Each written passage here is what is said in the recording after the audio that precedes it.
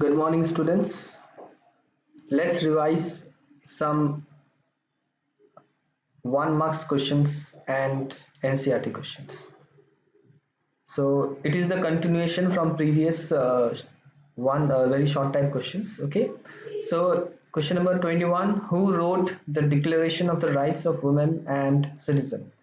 So it is Olympe de Gouges wrote the Declaration of the Rights of Women and Citizens in 1791. तो 1791 में ओलंपी D गूज ने जो है ये जो चार्टर था ये उन्होंने लिखा. Okay. Number 22: what was the most revolutionary reform of the Jacobin regime? तो जैकोबिन रजीम का सबसे रेवोल्यूशनरी जो सुधार क्या थी वो थी abolition of slavery in the French colonies. Okay. तो जितने भी फ्रेंच कॉलोनीज थे वहां पे जो है दास प्रथा को एबॉलिश किया गया.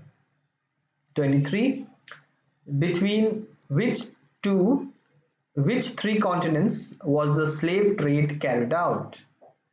तो कौन से कंट्रीज के बीच में दास व्यापार चलता था?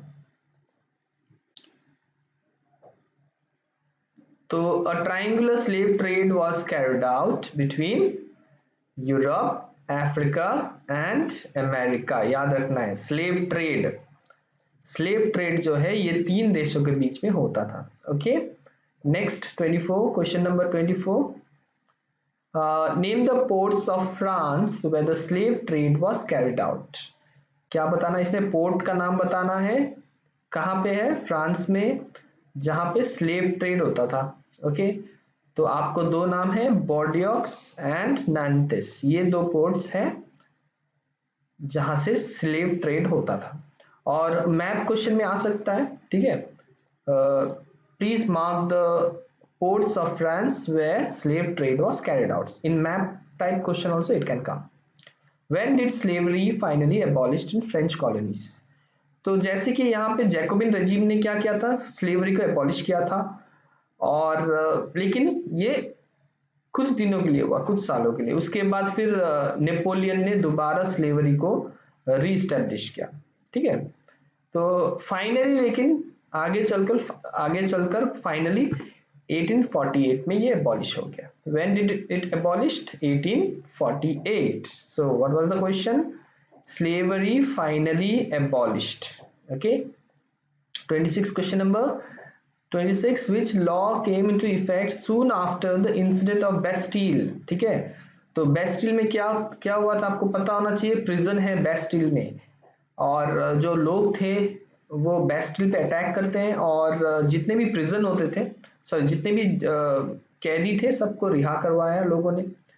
तो कौन सा लॉ जो है ये जो बेस्टिल में जो इंसिडेंट हुआ था उसके बाद लॉ आया था वो था एबॉलिशन ऑफ सेंसरशिप. सेंसरशिप का मतलब अब जो है न्यूज़पेपर मीडिया जो है सरकार के विरुद्ध भी छाप सकते हैं. पहले जो था सरकार के खिलाफ कुछ छापा नहीं जा सकता था. ओके. बोलना भी नहीं, मतलब बोल भी नहीं सकते थे विरुद्ध में, अगेंस्ट में.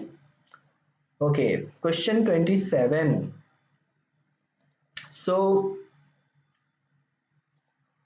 Who crowned himself as the Emperor of France? किसने अपने आप को फ्रांस का एम्परर घोषित किया? Napoleon Bonaparte. Okay. Napoleon Bonaparte ने अपने आप को फ्रांस का एम्परर घोषित किया. कब? 1804. Okay. 1804. What actions proved that Napoleon was a modernizer of Europe?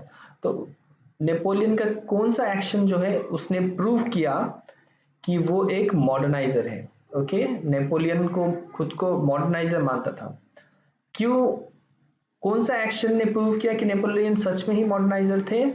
Napoleon ने बहुत सारा लॉज को इंट्रोड्यूस किया था. उसमें से एक लॉज था uniform system of weights and measures. तो फ्रांस में क्या था कि uniform system of weights same नहीं था वेट. ओके.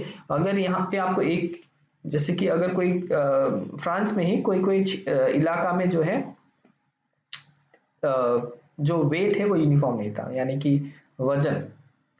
कुछ चावल खरीद रहे हो आप, 1 kg अगर हो सकता है एक इलाका में 1 kg 1 kg मिल रहा है, लेकिन कोई इलाका में 1 kg का जो वजन है वो कम हो सकता है। तो uniform system of weights and measures होगा तो व्यापार करना बहुत आसान होगा। ओके, और डेसिमल सिस्टम पे बेस्ड था ये। Okay, and protection of private property को प्रोटेक्ट करने का भी लॉ बनाया गया था नेपोलियन द्वारा, इसलिए नेपोलियन को मॉडर्नाइजर बोलते हैं। वेयर वॉज नेपोलियन डिफीटेड, कहाँ पे डिफीट हुआ था? Waterloo. Okay, he was defeated in Waterloo in 1815। Name the two Indian individual who responded to the ideas coming from the revolutionary France. तो ये दो थे, टीपू सुल्तान एंड राजा राम मोहन रॉय काफी प्रभावित थे जो भी आइडियाज फ्रांस से आ रहे थे वहां से। Okay, now let's move on to NCERT questions. So, describe the circumstances leading to the outbreak of revolutionary protest in France. तो revolutionary protest क्यों हुआ फ्रांस में, विद्रोह क्यों हुआ, प्रोटेस्ट क्यों हुआ, कौन सा circumstances के कारण? तो क्या हुआ, सबसे पहले तो लुई 16 को अपॉइंट किया गया as a new king. Okay, लेकिन जैसे ही वो राजा बनते हैं तो ट्रेजरी यानी कि राजकोष खाली था। और क्यों खाली था? क्योंकि बहुत सारा युद्ध फ्रांस लड़ता है, और जिसके कारण युद्ध लड़ने पर जो है रिसोर्सेस होना बहुत जरूरी है। ठीक है, तो जब भी कोई युद्ध में या वॉर होता है तो बहुत पैसा खर्च होता है। On top of this there was the cost of maintaining an extravagant court at the immense palace of Versailles. Okay, तो वर्साई में एक महल था, क्या था? महल। और ये महल को मेंटेन करने के लिए बहुत पैसा खर्च होता था। अब बहुत बड़ा महल था, 5000 लोग जो है रह सकते थे ये महल में। Okay, France had help the 13 American colonies. France ने 13 अमेरिकन कॉलोनीज को मदद करा था स्वतंत्र पाने में। ब्रिटेन जो है ब्रिटेन के अधीन था 13 अमेरिकन कॉलोनीज, तो उसको आजाद कराया था फ्रांस ने, और उसमें भी बहुत पैसा लगा। ठीक है, तो ये जो है बहुत लिवर्स जो है ये फ्रांस का करेंसी है, याद रखना। The war added more than billion livres to the डेप्थ that has already risen to more than 2 billion livres, यानी कि 2 बिलियन लिवर्स का कर्ज था फ्रांस के ऊपर। अब जो जिन्होंने पैसा दिया था क्रेडिट में, अब वो 10% इंटरेस्ट चार्ज कर रहे थे लोग। Okay, so the French government had to spend an increasing percentage of its budget on interest payment alone, यानी कि फ्रेंच गवर्नमेंट को इंटरेस्ट पेमेंट पे ही बहुत पैसा खर्च करना पड़ रहा था। To meet its regular expenses such as cost of maintaining an army, the court, governmental offices and universities was increasingly becoming difficult. तो रेगुलर एक्सपेंसेस को भी मीट करना बहुत मुश्किल हो गया। मेंटेनिंग आर्मी को मेंटेन करने के लिए भी बहुत पैसा चाहिए। कोर्ट, गवर्नमेंट ऑफिसेस, यूनिवर्सिटीज में पैसा चाहिए था, तो इससे और सिचुएशन डिफिकल्ट होता जा रहा था। तो raising tax did not suffice. अब रेजिंग एकमात्र उपाय क्या था लुई 16 के पास, उसको टैक्स बढ़ाना पड़ेगा, नहीं तो नहीं होगा। Because the French society was divided into 3 estates, और उस समय फ्रेंच समाज जो था वो 3 वर्गों में बटा हुआ था, और उसमें से भी तीसरा वर्ग जिसे थर्ड एस्टेट बोलते हैं उसी को ही पूरा पूरा टैक्स देना पड़ता था। फर्स्ट और सेकंड एस्टेट को टैक्स नहीं देना पड़ता था। Okay, first and second state did not पे टैक्सेस। ओके, डिड नॉट पे taxes. The population of France was also growing massively. Okay, so population भी बहुत ज्यादा बढ़ रहा था फ्रांस का, जिससे इंक्रीज हुआ, क्या इंक्रीज हुआ? Rapid increase demand for food grains. Okay, लेकिन जो प्रोडक्शन था ग्रेन्स का वो डिमांड से जो है पेस नहीं बना पाया। इसके लिए क्या हुआ? तो प्राइस ऑफ ब्रेड जो था वो बढ़ गया, बहुत ज्यादा बढ़ गया। Okay, most workers were employed as labourers in workshops. तो बहुत सारे लेबरर्स जो थे वो वर्कशॉप में लेबर का काम करते थे, और उनका जो वेज था, उनका जो मजूरी था वो फिक्स था। लेकिन जो प्राइस जो राइज हुआ था, चीजों का दाम बढ़ा था, वेज जो है वो काफी नहीं था। So the gap between the rich and the poor widened. तो गरीबी और अमीरी में बहुत बड़ा फासला हो गया। ओके, यही सब फैक्टर्स जो था इसी ने फ्रेंच रेवोल्यूशन को जन्म दिया। Understood? Let's move on to next question. Which groups of French society benefited from the revolution? Which groups were forced to relinquish power? Which sections of society would have been disappointed? Okay, तो यहाँ पे पूछा जा रहा है बच्चों कि कौन सा जो है फ्रेंच समाज में कौन से वर्ग को फायदा हुआ रेवोल्यूशन से, आंदोलन से, ओके। और कौन सा ग्रुप को पावर जो है वो अब खोना पड़ा, और सबसे ज्यादा डिसअपॉइंट कौन हुआ होगा। बहुत आसान है, क्योंकि फ्रेंच समाज 3 स्टेट में बटा हुआ था। थर्ड स्टेट को सबसे ज्यादा बेनिफिट मिला। क्यों मिला? क्योंकि अब जो भी विशेष अधिकार थी, थर्ड स्टेट को फायदा मिला, ये याद रखना है, ठीक है। और क्यों फायदा हुआ है? क्योंकि फर्स्ट और सेकंड स्टेट को भी टैक्स देना पड़ेगा, यानी कि उनका जो प्रिविलेज था उसको हटाया गया। अब थर्ड स्टेट में बहुत गरीब गरीब लोग आते थे, पीजेंट्स, आर्टिशंस, ठीक है, small peasants, landless labourers, servants, big businessman, merchants, lawyers, ये सब आते थे। अब the groups that were forced to relinquish power were the people belonging to first and second state। किसको पावर जो है खोना पड़ा अपना? फर्स्ट और सेकंड स्टेट को अपना पावर खोना पड़ा या प्रिविलेजेस खोना पड़ा, क्योंकि these people had enjoyed certain privileges by birth, यानी कि जन्म से ही इनको certain privileges, विशेष अधिकार प्राप्त थे। लेकिन रेवोल्यूशन के बाद, क्रांति के बाद क्या हुआ? फर्स्ट और सेकंड स्टेट को खोना पड़ा privileges, okay. They lost their privileges because inequality was one of the root causes of the revolution. क्यों खोना पड़ा? क्योंकि ये इनइक्वालिटी, असमानता ही क्रांति का कारण था, okay. The revolution tried to bring equality to the society. तो रेवोल्यूशन, क्रांति ने क्या लाया? समानता लाया, इक्वालिटी समाज में, okay. So let's move on to next, third question. Describe the legacy of the French revolution. Legacy का मतलब होता है विरासत में हमें क्या मिली फ्रेंच रेवोल्यूशन से। 19वीं और 20वीं सदी में पूरे दुनिया के लोगों को क्या जो है फ्रेंच रेवोल्यूशन से क्या विरासत में मिली। हमें क्या मिली विरासत में? विचार, लिबर्टी, डेमोक्रेटिक राइट्स, इस तरह का विचार जो था, ये था important legacies of the French revolutions. These spread from France to the rest of Europe। तो ये जो विचार था, ये जो आइडिया था, liberty, equality, fraternity, democratic rights, ये स्प्रेड हुआ फ्रांस से पूरे यूरोप में फैल गया 19th सेंचुरी में। और फ्यूडल सिस्टम एबॉलिश हुए इसके कारण, feudal system. Colonized people reworked the idea of freedom from bondage into their movements to create a sovereign nation state। तो ये जो भी colonized people थे, जो भी गुलाम थे दूसरे देशों के, उनको बहुत इंस्पिरेशन मिली फ्रेंच रिवोल्यूशंस के जो भी विचार थे, ideas of liberty, equality, fraternity, ये सब आइडिया से बहुत इंस्पायर्ड हुए और उन्होंने भी जो है क्रांति लाई अपनी देश में और आज़ादी पाई, ओके। टीपू सुल्तान और राजा राम मोहन रॉय जो दो ऐसे व्यक्ति थे जिन्होंने रिस्पॉन्ड किया ये आइडियाज को, रेवोल्यूशनरी फ्रांस में जो आइडियाज थे, okay. That's it.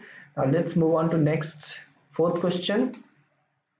Draw up a list of democratic rights we enjoy today, okay, whose origins could be traced to French revolution। तो जो भी डेमोक्रेटिक राइट्स, लोकतांत्रिक अधिकार हमें आज हम भोग कर रहे हैं, उसका ओरिजिन जो है वो फ्रेंच रेवोल्यूशन में। तो वो लिस्ट आपको लिखना है। तो यहाँ पे है freedom of speech, freedom of expression, ये भी फ्रेंच रेवोल्यूशन का देन है। फ्रीडम ऑफ प्रेस भी फ्रेंच रेवोल्यूशन का देन है। Abolition of censorship, right to vote, abolition of slavery, right to liberty, right to property, right to security, right to education, divorce laws। तो ये सब जो था ये फ्रेंच रेवोल्यूशन का देन है और वो ये सब जो डेमोक्रेटिक राइट्स है वो हम एंजॉय कर रहे हैं आज भी, ओके।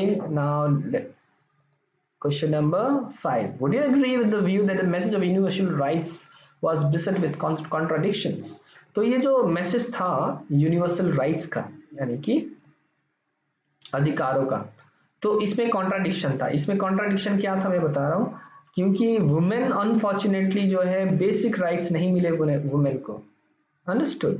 एक तरफ तो हम बात कर रहे हैं कि पूरे समाज को इक्वल राइट्स मिलेंगे, और हम या फ्रेंच रेवोल्यूशन में क्या हुआ कि महिलाओं को छोड़ दिया गया मेन स्ट्रीम से, okay. They did not have equal rights that main enjoyed. तो महिलाओं के पास इक्वल राइट्स नहीं था। हम यूनिवर्सल राइट्स बोलेंगे, ये सबको मिल रहा है। यूनिवर्सल में तो सब इंक्लूड होना चाहिए था, लेकिन वुमेन को एक्सक्लूड किया गया।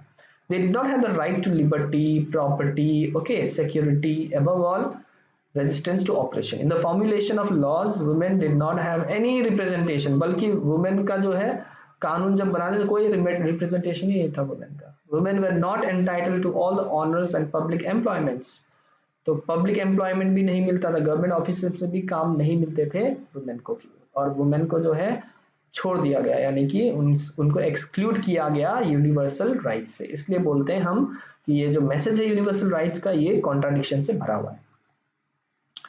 Okay, so it's the last question. Let's discuss it, and that's it. So you can write these answers in your copy. After that, how would you explain the rise of Napoleon? तो Napoleon कैसे जो है वो rise हुआ, ये हम आपको explain करना है। तो सबसे पहले तो पॉलिटिकल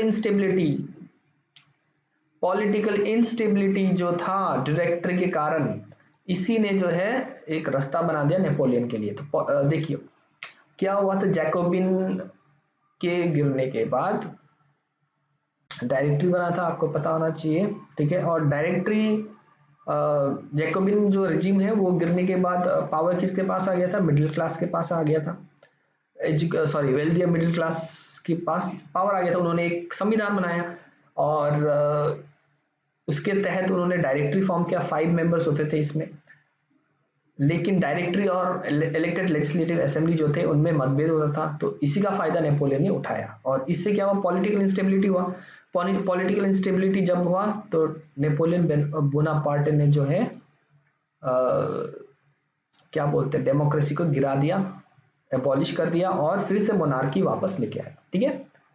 और नेपोलियन ने राजगद्दी पे बैठने के साथ साथ उन्होंने बहुत सारा युद्ध लड़ा और जीता, ओके। और इससे जो है फ्रांस रियलाइज किया कि नेपोलियन जो है ये स्टेबल गवर्नमेंट दे सकता है फ्रांस को, ओके। तो नेपोलियन ने स्टेबल गवर्नमेंट दिया फ्रांस को।